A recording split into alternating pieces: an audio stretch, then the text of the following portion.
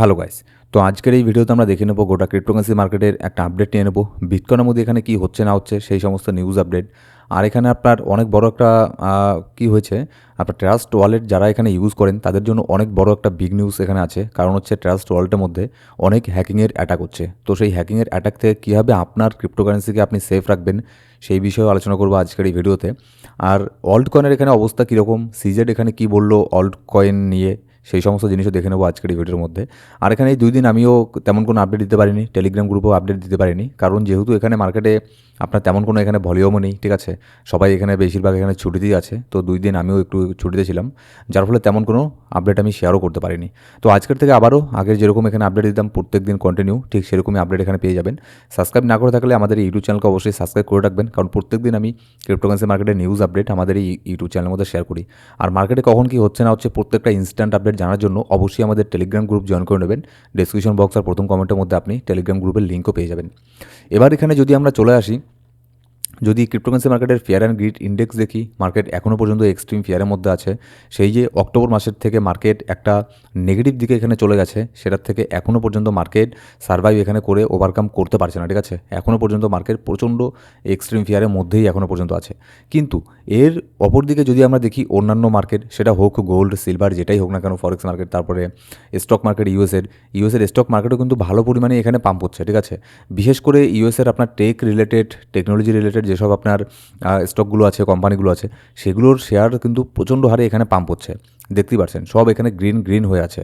তারপরেও যেহেতু এটা আপনার বছরের শেষের সময়, মার্কেটে এখানে ভলিউম কম থাকে, মার্কেটও বেশিরভাগই এখানে বন্ধই থাকে, ঠিক আছে। যেমন গতকালকেও এখানে সব মার্কেট বন্ধ ছিল। ক্রিপ্টোকারেন্সি মার্কেট তো 365 দিনই খোলা থাকে, কিন্তু স্টক মার্কেটও গতকালকে এখানে বন্ধ ছিল।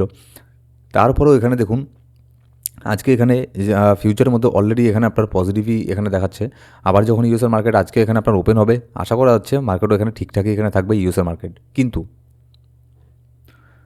কথা হচ্ছে আমাদের এখানে ক্রিপ্টোকারেন্সি মার্কেট নিয়ে, সব মার্কেট এখানে একের পর এক পাম্প হচ্ছে, অল টাইম হাইয়ের দিকে যাচ্ছে, কিন্তু আমাদের ক্রিপ্টোকারেন্সি মার্কেটের মধ্যে তেমন কোনো পাম্প কিন্তু এখনও পর্যন্ত এখানে হচ্ছে না, এটা কিন্তু ঠিক। হ্যাঁ, সে ডাম্প হয় এখানে 10%, 20%, পাম্প হচ্ছে এখানে 3%, 4%, তাহলে তো এখানে আর হবে না। যেরকমটা আমি অল্ট কয়েনের মধ্যে যদি এখানে দেখি, এখন সব দেখা যাচ্ছে গ্রিন, কিন্তু এখানে 1%, 2% এখানে পাম্প হয়েছে। এগুলো পাম্প দিয়ে তো আমাদের এখানে আর কোনো কাজ এখানে হবে না, ঠিক আছে। এর আরেকটা কারণ আছে বিটকয়েনের ডমিনেন্স।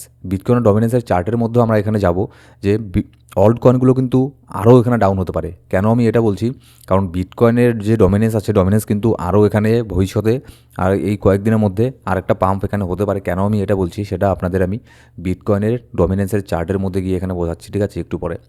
এবার যদি ইউএসের স্পট ইটিএফের কথা বলি, গতকালকে তো এখানে মার্কেট বন্ধ ছিল, তার আগের দিন আমি কোনো আপডেট দিতে পারিনি, কিন্তু তার আগের দিনও, গতকালকের আগের দিনও মানে 24 ডিসেম্বরও কিন্তু হিউজ পরিমাণে ইটিএফের তরফ থেকে একটা সেলিং প্রেশার আমরা দেখতে পেরেছি।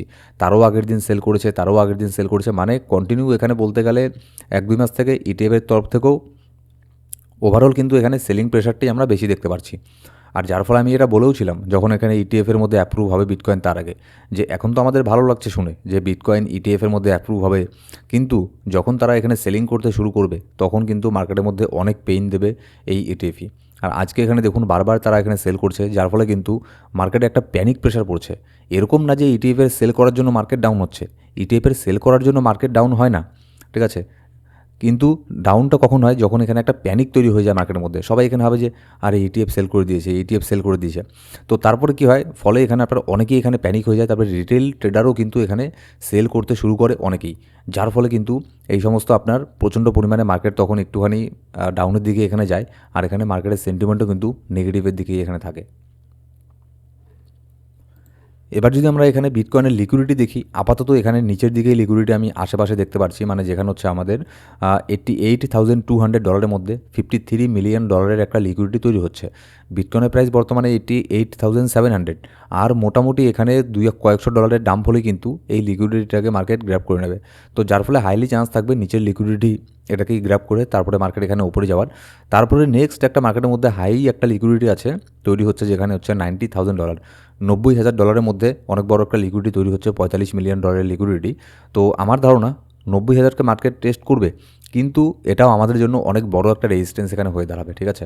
তো আরও ডিটেলসে আমরা বিটকয়েনের যে চার্ট আছে, চার্টে গিয়ে এখানে ডিসকাস এখানে করবো নেক্সট এখানে কী হতে পারে না হতে পারে। এদিকে যদি দেখি আমরা গোল্ড সিলভার একের পর এক কিন্তু অল টাইম হাই এখানে টেস্ট করছে, যেমন সিলভার তো প্রচণ্ড পরিমাণে এখানে পাম্প হচ্ছে, কিন্তু এটা বিটকয়েনকে কিন্তু ফলো করা উচিত, গোল্ডকে সিলভারকে কিন্তু বিটকয়েনের ফলো করা উচিত, ঠিক আছে। এটা আমি আপনাদেরকে এর আগেও বলেছি, কিন্তু এই জিনিসগুলো হচ্ছে না কেন? কারণ প্রচণ্ড এখানে ম্যানিপুলেশন হচ্ছে মার্কেটের মধ্যে, যার ফলে কিন্তু সব কিছু এখানে রেডি আছে মার্কেটের মধ্যে পাম্প হওয়ার জন্য, তারপরেও মার্কেট পাম্প হয় না, হচ্ছে না। ইনস্টিটিউশন ইউএস তারা কিন্তু চাইছে মার্কেট আরও এখানে ডাউনের দিকে আসুক, যাতে তার নিচের দিকে এখানে আরও এখানে বাই করতে পারে।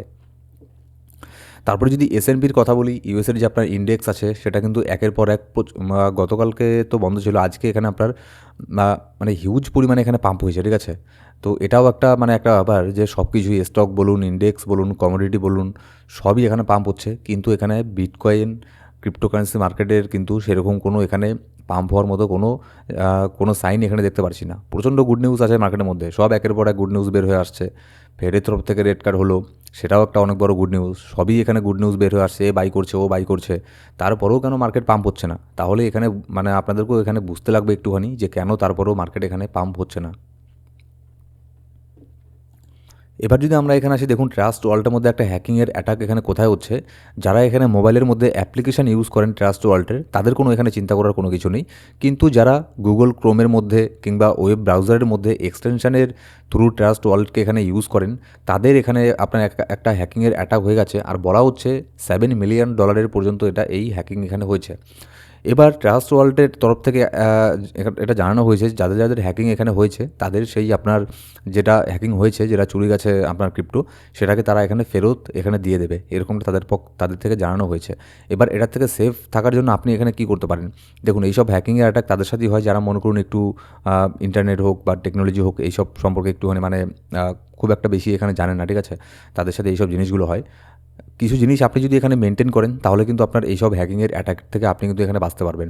অনেক কিছু ব্যাপার করে আপনার একটা ভালো অ্যান্টিভাইরাস এখানে ইউজ করবেন। আর আজকাল এখানে অ্যান্টিভাইরাসও তেমন এখানে কোনো কিছু হয় না, ঠিক আছে। আজকাল এখানে যারা হ্যাকার আছে তারা এখানে অনেক এখানে অ্যাডভান্স এখানে হয়ে গেছে, অ্যান্টিভাইরাস থাকলেও কিন্তু তারপরেও এখানে হ্যাকিংয়ের অ্যাটাক হয়।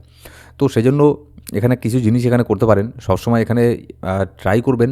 আমি এটা নিয়ে একটা ডেডিকেটেড একটা ভিডিও বানিয়ে দেবো, ঠিক আছে, যে কীভাবে এখানে আপনার শুধু ট্রাস্ট ওয়ালেট না, আপনার এখানে যেটা আপনার কম্পিউটারই হোক, আপনার মোবাইলই হোক, ডেস্কটপই হোক, আপনি কীভাবে আপনার ডিভাইসকে এখানে সেভ রাখবেন, যাতে এখানে আপনার ট্রাস্ট ওয়ালেট হোক কিংবা অন্যান্য এখানে এক্সচেঞ্জ হোক, সেখান থেকে আপনার ক্রিপ্টো ফান্ড কিংবা অন্যান্য ফাইন্যান্সিয়াল যে আপনার ডেটা আছে সেগুলোকে কীভাবে সেভ রাখবেন, এটা নিয়ে আমি সেপারেট একটা ভিডিও বানিয়ে দেবো। আপাতত এখানে ট্রাস্ট ওয়ালেটের যে এক্সটেনশন আছে সেটাকে আপাতত এখানে ইউজ করবেন না 2-1 দিন। আর এখানে হ্যাঁ, এটা তাদের সাথে এই হ্যাকিংয়ের অ্যাটাক এখানে হয়েছে যাদের এখানে সেই সময় যারা ইউজ এখানে করছিল, এরকম একটা নিউজ এখানে বের হয়ে আসছে, ঠিক আছে। এবার যদি নেক্সট এখানে দেখি, সিজেড যে আছে বাইন্যান্সের সিইও, সে এখানে বলেছে when bitcoin was all time high have you ever thought I wish I bought bitcoin early. এখানে সে এটাই বলছে যে বিটকয়েন যখন অল টাইম হাই ছিল, আপনি কি কখনো এরকমটা মনে করেছেন যে বিটকয়েনকে আমি যদি আগে এখানে বাই করতাম? তো এটাই মানে অ্যাকচুয়ালি সে এটাই বলতে চাইছে যে এখন বিটকয়েন ডিপের মধ্যে আছে, আবার যারা এখানে বাই করছে না তারাই এখন আপনার দেখবেন অল টাইম হাইয়ের সময় বিটকয়েনের সময় এখানে বলবে যে আমি যদি আগে এখানে বাই করতাম। তো এইসব জিনিসগুলো আমি তো এখানে আপনাকে বলতে পারি না, আমি কোনো ফাইন্যান্সিয়াল অ্যাডভাইজার না যে আমি আপনাকে বলবো যে বিটকয়েনকে বাই করুন না কী করুন। আপনি জাস্ট এখানে বিটকয়েনের 10 বছরের চার্টটাকে ওপেন করবেন, তারপরে সব কিছু আপনার সামনেই ক্লিয়ার হয়ে যাবে যে আপনি বাই করবেন কি করবেন না। আর পোর্টফোলিও ম্যানেজমেন্ট কীভাবে করবেন না করবেন, এগুলোর উপরও আমার এই ইউটিউব চ্যানেলের মধ্যে ভিডিও আছে, সেগুলো আপনি দেখতে পারেন। এবার বিটকয়েনের ডমিনেন্সের মধ্যে যদি আমরা এখানে আসি, দেখুন বিটকয়েনের ডমিনেন্সের মধ্যে একটা বড় ধরনের রেজিস্ট্যান্স ছিল 60%।